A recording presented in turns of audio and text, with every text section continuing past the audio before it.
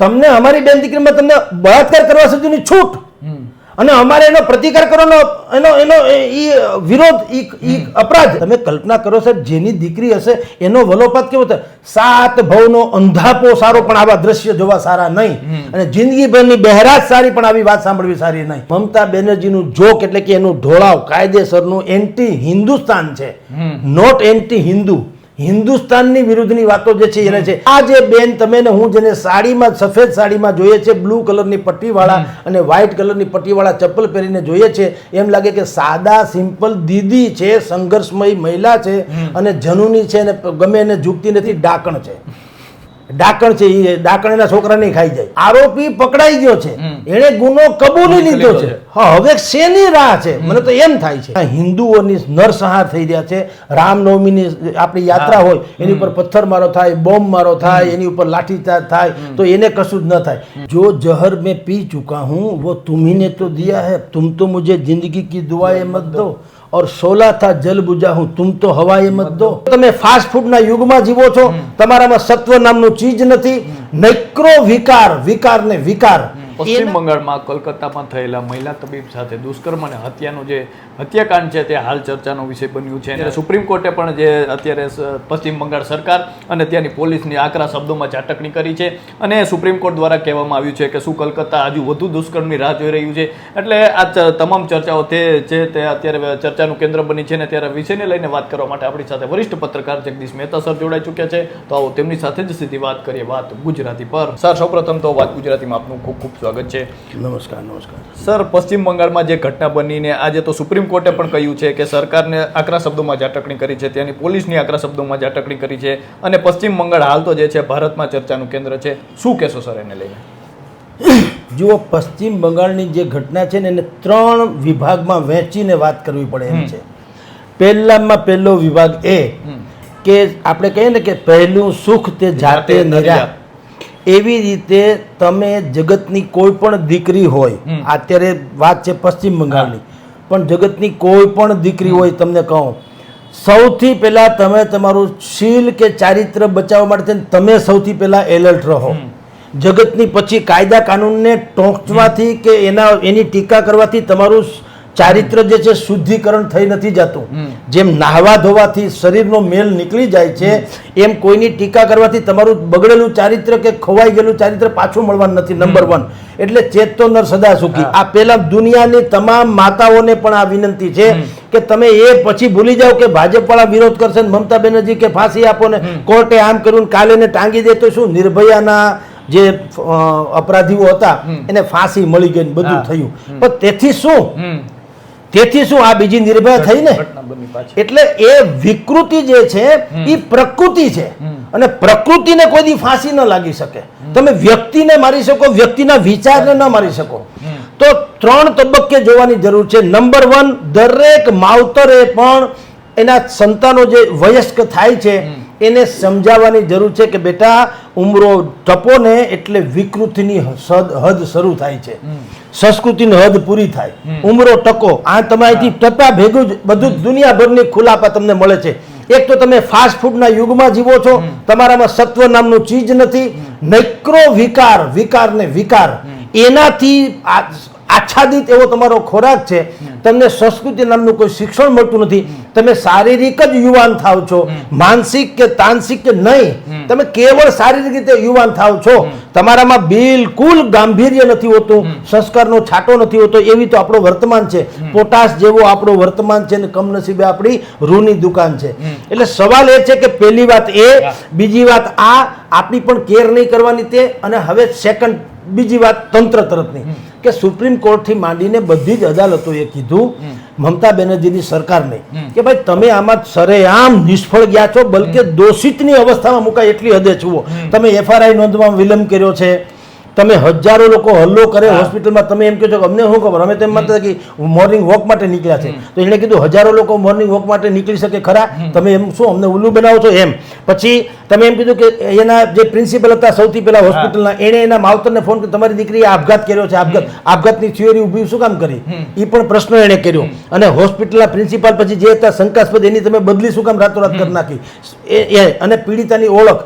ટૂંકમાં પહેલેથી છેલ્લે સુધી મમતા બેનર્જીની સરકાર આમાં ભયંકર દોષિત છે. એની શું કામ છે કે જે માણસ આમાં અપરાધી છે એનો ટીએમસી એટલે કે તૃણમૂલ કોંગ્રેસ સાથે ગઠબંધન કે ક્યાંક સંબંધ નીકળ્યો છે.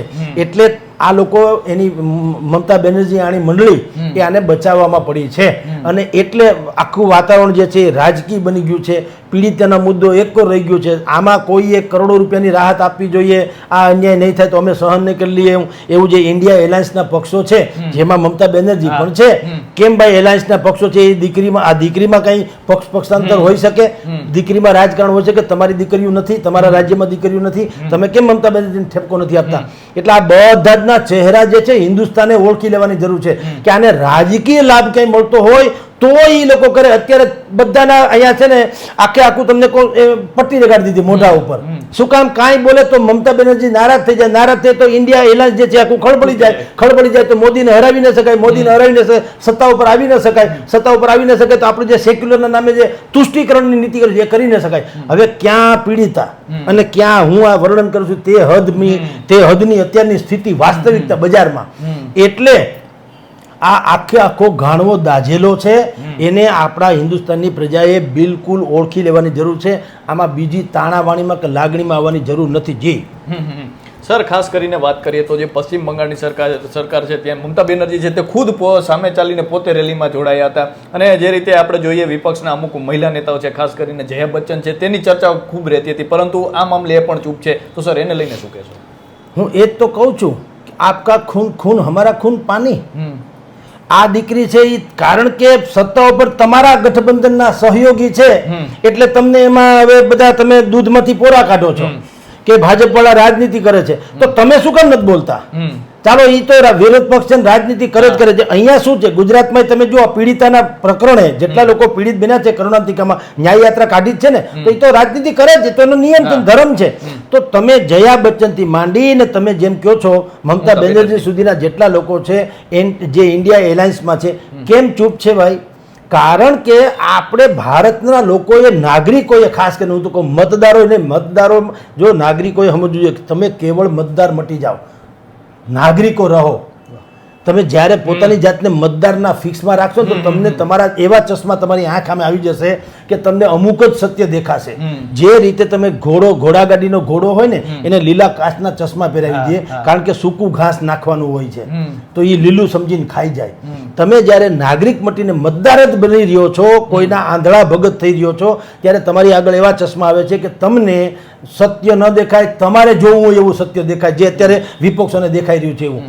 આપની જાણકાર સમસ્ત હિન્દુસ્તાને આ ઘટનામાં તો જે થવું, કાયદો વ્યવસ્થા છે, અદાલત છે અને બધા નિર્ણયો થવાના છે, જેને જે થવું હોય તે.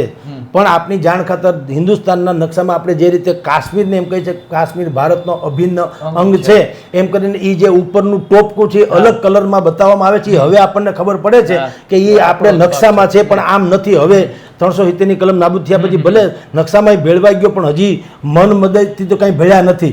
આંગળીથી નખ વેગળા જેવું તો છે, હજી ત્યાં આતંકવાદી છે. કાશ્મીર તરફ લોકોનું ધ્યાન ગયું છે એવું પશ્ચિમ બંગાળ તરફ ગયું નથી. પશ્ચિમ બંગાળ એને આંટી મારે એવું છે, કારણ કે અહીંયા તો હજી કાશ્મીરમાં તમે એમ કહી શકો કે તમારી અહીંયા કોમ્યુનિટી જે છે વિધર્મીની કોમ્યુનિટી છે, એટલે તમે એમ કહી શકો કે ભાઈ બેયની સંસ્કૃતિ જુદી છે, વિચારધારા જુદી છે, એટલે નથી મળતું. અહીંયા તો આપણા જ મોવા છે. તમે જુઓ પશ્ચિમ બંગાળમાં હિન્દુઓ પણ આટલા જ લોકો રહે છે અને મુસ્લિમ કોમ્યુનિટી પર રહે છે, પરંતુ આ જે બેન તમે ને હું જેને સાડીમાં, સફેદ સાડીમાં જોઈએ છે, બ્લુ કલરની પટ્ટીવાળા અને વ્હાઇટ કલરની પટ્ટીવાળા ચપ્પલ પહેરીને જોઈએ છે, એમ લાગે કે સાદા સિમ્પલ દીદી છે, સંઘર્ષમય મહિલા છે અને જનૂની છે અને ગમે એને ઝૂકતી નથી, ડાકણ છે. ડાકણ છે એ ડાકણ એના છોકરાને ખાઈ જાય. મતની જ્યારે જરૂર પડે ત્યારે ડાકણનો તો સ્વભાવ હોય છે. મમતા બેનર્જી ગમે તેમ કહો ત્યાં અત્યારે ભારતનું બંધારણ જે છે એની હદ પૂરી થાય ત્યાંથી પશ્ચિમ બંગાળની હદ શરૂ થાય, મમતા બેનર્જીના પશ્ચિમ બંગાળની. બાકી પશ્ચિમ બંગાળમાં તો રવિન્દ્રનાથ ટાગોરે થઈ ગયેલા, તો એમ વાંધો નથી. પણ અત્યારનું જે શાસન છે એની પાસેથી શાસન પડાવ્યું છે મમતા બેનર્જીએ, જેની વિચારધારા ભારતની વિરુદ્ધની હતી, જેને સામ્યવાદી કહેવાય છે. જ્યોતિ બસુ આની મંડળી, જ્યોતિ બસુએ 25 વર્ષ શાસન કર્યું, પણ એની વિચારધારા ભારતને એને કાંઈ લેવા દેવા નહીં. એ લોકો સામ્યવાદી એટલે ચીનના ખાસ સમર્થકો. ત્યાં પૂતળા ચીનના છે ને, ચીનના જે સ્થાપકોમાંના એક હતા. એની જ્યારે પુણ્યતિથિ કે જન્મતિથિ આવે ત્યારે આ લોકો એની પુષ્પાંજલિ કરવા જાય ચીનના. જ્યારે કે આપણે ચીનને કઈ બીજી રીતે લેવા, આપણો શત્રુ છે તો પણ. અને ચીનના ઈશારે 25 વર્ષ શાસન ચાલ્યું એટલે શું થયું, બ્યુરોક્રેટ્સથી માંડીને બધાયમાં એક પ્રકારની દમક, જેમ તમારા ઘરમાં એક તમે ઓલું ઉધઈ લાગી જાય ને આખું ઘર કોરી ખાય, એમ આખી સિસ્ટમમાં આ સામ્યવાદ ઘૂસી ગયો.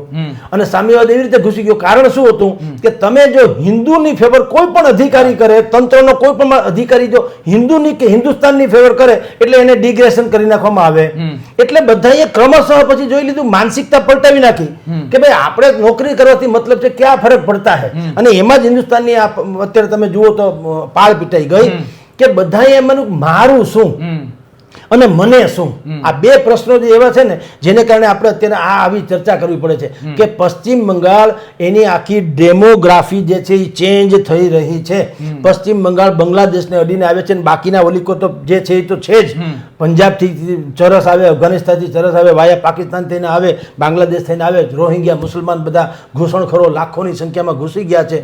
એની જ તો નામે સરકાર ચાલે છે. રોહિંગ્યા જે મુસ્લિમ સમાજ જ્યાં ઘૂસી ગયો છે એ લોકો દેશના નથી, દેશના કરોડો, અહીંયા 32 કરોડ મુસલમાન છે, પણ તમે જો ગણીને કાયદેસર કાઢો, જે દેશ વિરોધી માનસિકતા એની સંખ્યા 50 લાખથી વધે નહીં હોય. એટલે 0.0.0 થાય. બાકી જેટલા લોકો 31 કરોડ લોકોને તમે જેમને તપાસ કરો, ડીએનએ જેવો તપાસ કરો, સર્વે કરો, એ લોકો તો જેમ આપણી સાથે બધા રહે છે ને, રાજકોટથી માંડીને બધે ઠેકાણે. ક્યાંય તમે સાંભળ્યું મુસલમાન સમાજે હિન્દુસ્તાનની વિરુદ્ધની કોઈ વાત કરી હોય? આપણી તો ભેગા જમતા હતા. હું તો સંદેશમાં નોકરી કરતો હતો, મારા ભાણામાં હારે જમતા હતા, એક મોહમ્મદભાઈ કરીને હતા. તો સવાલ એ નથી, પણ આવા લોકો જે છે એ 32 કરોડને એક કેરી, જો ડાલામાં એક કેરી ખરાબ થાય ને, ચાંદી પડે ને આખું ડાલું ખરાબ થાય. તો આવા જે ચાંદી વાળા લોકો છે ને એને શોધી લેવાની જરૂર છે. એટલે સૌથી વધુમાં વધુ જો અત્યારે ક્યાંય મુશ્કેલી હોય તો એ છે પશ્ચિમ બંગાળમાં, કારણ કે એની ને બાંગ્લાદેશની સરહદ વચ્ચે કાંઈ કોઈ આડસ નથી. ખેતરના શેઢા જેવું છે. એક ખેતરના શેઢે તમે છો ને એક ખેતરના શેઢે હું છું. અહીંથી હું ગોફણમાં ઘા મારું, તમારું ચકલું મરી જાય, એ બાંગ્લાદેશનું હોય અને આપણે ભારતનું હોય. આટલું સિમ્પલી છે. ત્યાં કોઈ દિવાલ નથી કે કોઈ જાતના બહુ મોટા ટાવર નથી કે કોઈ નો મેન લેન્ડ, એવું નથી. એવું નથી. આમ જ છે, ખેતર તો ખેતર છે. ત્યાં હજારોની સંખ્યામાં ભૂતકાળમાં અનેક લોકો આવી રીતે ગેરકાનૂની રીતે પેશકદમ કરીને ભારતમાં આવ્યા. હવે મેં તમને કીધું એમ એનું આ વતન તો છે નહીં, એટલે એને લાગણી તો હોવાની નહીં. એ અહીંયા આવ્યા શું કામ? કાં પૈસા પેદા કરવા, કાં અરાજકતા પેદા કરવા. પૈસા ન મળે ને તમે હરખે જીવી ન શકો તો તમે અરાજકતા સર્જો.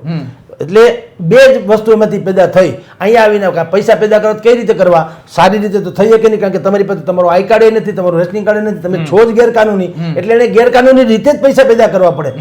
એ આખી પશ્ચિમ બંગાળની સંસ્કૃતિમાં 25-30 વર્ષ ભાઈ જ્યોતિ બસુનું શાસન અને અત્યારનું મમતા બેનર્જી બેમાં કાંઈ તફાવત નથી. કેવળ ને કેવળ સત્તાનું હસ્તાંતરણ થયું છે, બાકી સિતમખોર યથાવત રહ્યા છે. Mamata Banerjee is one of them. કે એ આવા રોહિંગ્યાથી માંડીને જેટલા નક્સલી કહી શકાય હિન્દુસ્તાનમાં હોવા છતાંય નક્સલી લોકો છે એને બિલકુલ પાળી પોષીને એટલા મોટા કર્યા છે કે અમુક પ્રાંતમાં, પશ્ચિમ બંગાળના અમુક પ્રાંતમાં તો હિન્દુસ્તાનની હદ જ નથી એમ કે તો ચાલે. ત્યાં નક્સલીઓનું શાસન છે, નક્સલીઓની નિશાળ છે, નક્સલીઓની બેંક છે, નક્સલીઓના કહેવાથી ખંડણી ઉઘરાવે છે. બાકાયદા સત્તાવાર અમિત શાહે જાહેરમાં કીધેલી વાત છે. જાહેરમાં અમિત શાહ ગૃહમંત્રી છે, કોઈ આપણી જેમ નથી સિમ્પલ માણસ. ગૃહમંત્રીએ જાહેરમાં કીધું કે, અને બીજું એનો સૌથી બોલતો પુરાવો એ છે કે ટાટા કંપનીએ નેનો સ્થાપવા, નેનો ગાડી માટે થઈને પ્લાન્ટ ત્યાં સ્થાપ્યો હતો. ત્યાંથી અહીંયા શું કામ લઈ આવવા? નક્સલીઓ ખંડણી ઉઘરાવતા હતા, એને જોખમ હતું ને, એટલે તો પશ્ચિમ બંગાળમાં કોઈ જાતું નથી. એટલે મમતાને આપણે દીદી કેવું, એ દીદીનું અપમાન છે. આ દીદી નથી, ડોન છે. આને ભયંકર હદે આના બહિષ્કાર થવા ઘટે અને આની સામે બિલકુલ સમસ્ત હિન્દુસ્તાનમાં જેટલા લોકો હિન્દુ, મુસ્લિમ, શીખ, ઈસાઈ જેટલા હિન્દુસ્તાનને પ્યાર કરે છે એ લોકોએ મમતા બેનર્જીના અસલી ચહેરાને ઓળખીને અલગ કરવાની જરૂર છે ને એને બિલકુલ બાયકોટ કરવાની જરૂર છે અને પાઠ ભણાવવાની જરૂર છે. અન્યથા થશે એવું, રાજકારણની થૂકાથૂકીમાં એકાદ દાયકો હમણાં નીકળી જશે તો એ વધુ ડબલ ત્રબલ એ વકરશે. કેન્સરની ગાંઠ થતી હોય ને તમારે એટલું અંગને કાપી નાખવું જોઈએ તો કેન્સરમાંથી આખું શરીર બચી જાય, નહીંતર આખા શરીરને ભરખી જાય. અત્યારે સ્થિતિ એવી નિર્માણ થઈ રહી છે કે ત્યાં હિન્દુઓની નરસંહાર થઈ રહ્યા છે.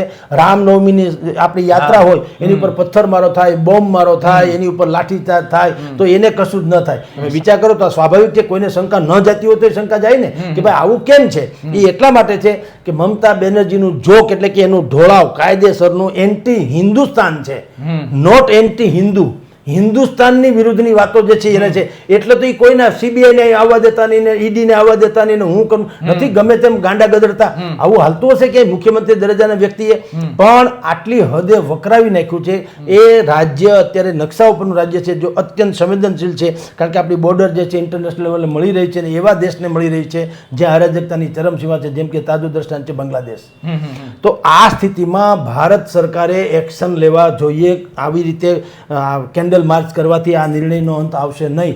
એકાદ નિર્ભયાને વધુ એકને ન્યાય, કદાચ કાલે ઓલા ભાઈને ફાંસી આપી દે તો એકાદને વધુ ન્યાય મળ્યો એમ તમે કહો છો, ઠીક છે, એ બધી કાગળ ઉપર લખાવાળી છે.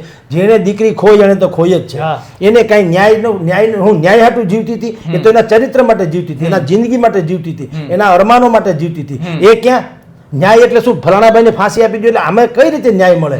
એ બધી વાહિયાત વાતો છે, કેન્ડલ માર્ચ વાળી વાહિયાત વાતો છે.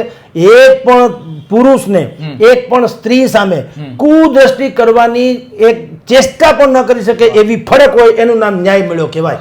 જ્યાં સુધી એ વસ્તુ નહીં થાય ત્યાં સુધી આપણે ખાલી કાઉન્ટરની તરીકે એક પછી આપવાનું. એક નિર્ભયા ગયા, નિર્ભયા 2, નિર્ભયા 3, નિર્ભયા 4. કારણ રાક્ષસોની તો આખી ઓલાદ છે, સંસ્કૃતિ જે પ્રકારની છે. એટલે જ્યાં સુધી એ બધાને ખતમ ન કરો તમે સામ દામ દંડ ભેદથી, ત્યાં સુધી કલકત્તા હોય કે કાશ્મીર હોય આપણે આવી ડિબેટ કરતા રહેવી પડશે. જી સર, છેલ્લો પ્રશ્ન છે કે જે રીતે આપણે જોયું કે આ નિર્ભયાના જે દોષિતો છે તેની ફાંસી આપવામાં આવી, પરંતુ તેનો ડર જે છે તે કલકત્તા સુધી નથી પહોંચ્યો. તો સર આને આ પ્રકારના દુષ્કર્મોને કાયમી માટે રોકવા માટે શું કરી શકાય? અને જે રીતે મમતા બેનર્જી જે કેન્ડલ માર્ચ છે એ પણ જે રેલીમાં જોડાયા હતા એને લઈને પણ શું કહેશો? તમે કલ્પના તો કરો कि जो जहर मैं पी चुका हूँ वो तुम ही ने तो दिया है, तुम तो मुझे जिंदगी की दुआएं मत दो, और 16 था जल बुझा हूँ तुम तो हवाएं मत दो. એ જે શેર છે એ લાગુ પડે આમાં કે તમે જ રખેવાળ છો આખા દેશના, તમારી હાથમાં કાયદો વ્યવસ્થા તમારી પાસે છે, આરોપી પકડાઈ ગયો છે, એણે ગુનો કબૂલી લીધો છે. હવે શેની રાહ છે? મને તો એમ થાય છે હવે શેની રાહ છે? પણ તમારે નાટક કરવું છે કારણ કે એ ટીએમસી સાથે જોડાયેલો છે. એટલે અને આપણા હિન્દુસ્તાનમાં અદાલતોનું આપણે બધા જાણીએ છીએ. આ કેસ હમણાં ચાલશે. તમે જુઓ અત્યારે એના વકીલો કપિલ સિબ્બલ, મનુ સંઘવી, આ જે કોંગ્રેસના દિગંત કહી શકાય સુપ્રીમ કોર્ટના, એવા હમણાં વકીલો એને મળી જશે. પછી તારીખ પે તારીખ તો આપણે જૂની જાણીતી વાતો છે. 20-40 વર્ષે આનો ચુકાદો આવે ત્યાં તો ઓલો અમથોય મરી જવાનો. એ ક્યાં અમરનો પટ્ટો લઈને આવ્યો છે? એટલે જ્યાં સુધી તમે કીધું કે આવું ક્યાં સુધી નિર્ભયા 1, નિર્ભયા 2, જ્યાં સુધી, અને એ સરકાર નહીં કરે સાહેબ, કોઈ સરકાર, અત્યારે મમતાથી છોડી દો, અહીંયાથી માંડીને બધે ગુજરાતથી માંડીને દેશભર, હવે બધા પ્રજાએ એક વસ્તુ બિલકુલ નજરમાં રાખવી પડશે કે દરેક વસ્તુ છે ને તમે સરકાર ઉપર અપેક્ષા રાખો એ પણ વ્યાજબી નથી. અપેક્ષા શું રાખવી પડશે ખબર છે? સરકાર એવી પ્રેશરમાં આવી જવી જોઈએ કે એને ઓન ધ સ્પોટ ન્યાય તોડે છૂટકો થાય, નહીં તો સરકારને ગિરાવી દો. કારણ કે જ્યારે તમારી બેન દીકરીની ઇજ્જત લૂંટતા એ લોકોને 1 મિનિટ નથી થતી તો તમને પાપીઓને ન્યાય અપાવવા માટે 10 વર્ષ શું કામ નીકળી જવા જોઈએ? એટલે પ્રજાએ હવે સહન શક્તિ જે છે ને એમાંથી સહન નામનો શબ્દ કાઢી નાખવો પડશે, કેવળ શક્તિનો ઉપયોગ કરવો પડશે આવા બધા કેસમાં તો ખાસ. નહીતર આપણે આમ જ ગણ્યા કરશું કે તમે આને મદદ કરો, હવે ભાઈ અમને ન્યાય આપો. આપણે ભિખારીની જેમ ન્યાય માટે રઝળવું પડે એ તો શર્મનાક ઘટના છે લોકશાહીની દુનિયામાં.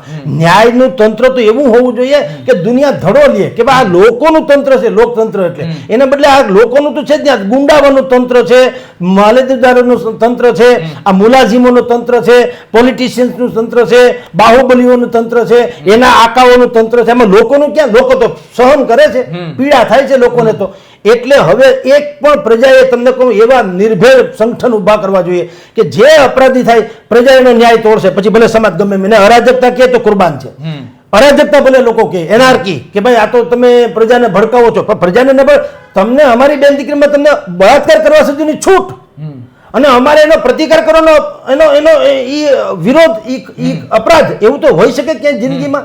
એટલે હવે લોકોએ કહેવું પડશે ડેડલાઇન કે જો આ કેસમાં તમે આમ નહીં કરો તો આ પછી ન્યાય અમે તોડશું. પછી કઈ રીતે એ ભગવાન જાણે. આવી જ્યારે કોઈ પ્રજા જાગૃતિ જેને કહું છું, કાલ તલવાર નીકળી ભલે ન જાઓ, પણ તમારી એનો તમારી અવેરનેસ તો હોવી જોઈએ. તમે મત આપીને સરકારને ચૂંટો છો, તમે આપણા કઈ બાપ નથી તો આપણા નોકર હોવા જોઈએ, એ આપણા સેવક છે.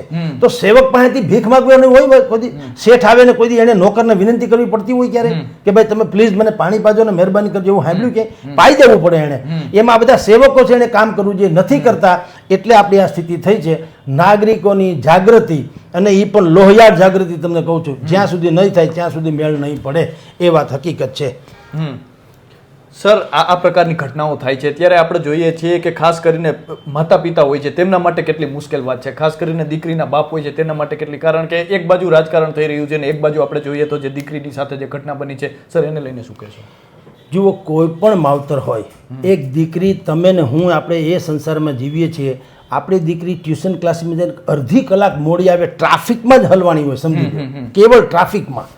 પણ એ માવતરને પૂછો કે એને પાણીનો ઘૂંટડો ગળે ઉતરતો નથી, એ ઊંધા શ્વાસ લેવા માંડે, ચક્કર વક્કર મંડે થવા. બેટા, એમાંય જો ફોન ન લાગે તો ઓર વિચાર આવવા માંડે. તમે જુઓ વાતાવરણ જ કેટલું ખતરનાક છે, તમને સારા વિચાર પણ નથી આવતા. એ વાઇબ્રેશનનો એ અભિન્ન અંગ છે, વાઇબ્રેશન. તમને કાં તમને એમ નથી થતું કે હશે દીકરી કદાચ કોઈક મંદિરે દર્શન કરતી હશે, કોઈક સારામાં સારા વ્યક્તિનું કાંઈક પ્રવચન સાંભળતી હશે, કોઈક એવા ઉત્તમ ગુરુ મળ્યા હશે વિદ્યા કે જેને સંસ્કાર, કાંઈ એવા વિચાર નથી આવતા.